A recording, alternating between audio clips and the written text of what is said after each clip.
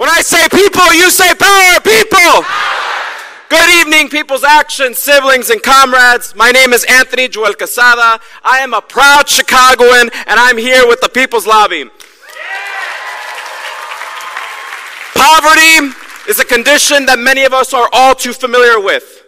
Growing up, my immigrant and working class parents struggled to pay rent, utilities, and everyday living costs despite working long hours and multiple jobs.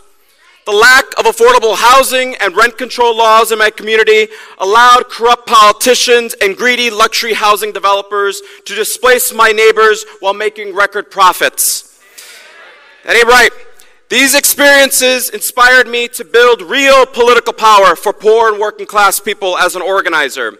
It's what brought me to the People's Action Convention in 2017, where we committed to rise up and build a long-term agenda to win transformative change and elect working class people to every level of government.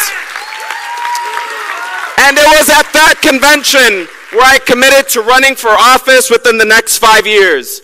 It was a commitment that inspired and terrified me because I knew the risks and insecurities I needed to confront in order to run a campaign and win.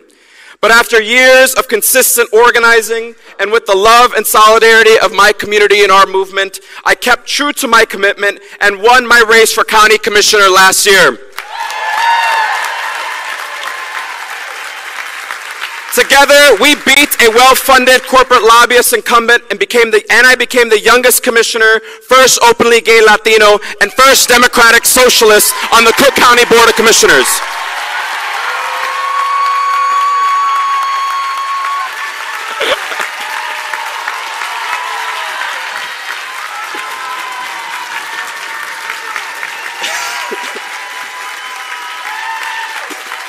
Thank you, brothers and sisters.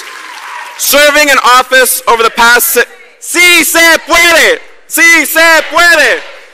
Se puede! Serving in office over the past 6 months has meant the world to me, to be able to fight for the communities in which I was born and raised. And in line with our vision at our 2017 convention, I have been fighting for a transformative vision for my district and the people of Cook County by winning fair contracts for union workers, advocating for universal health care, protecting our asylum seekers, fighting against mass incarceration, strengthening protections for people seeking reproductive health care and gender-affirming care.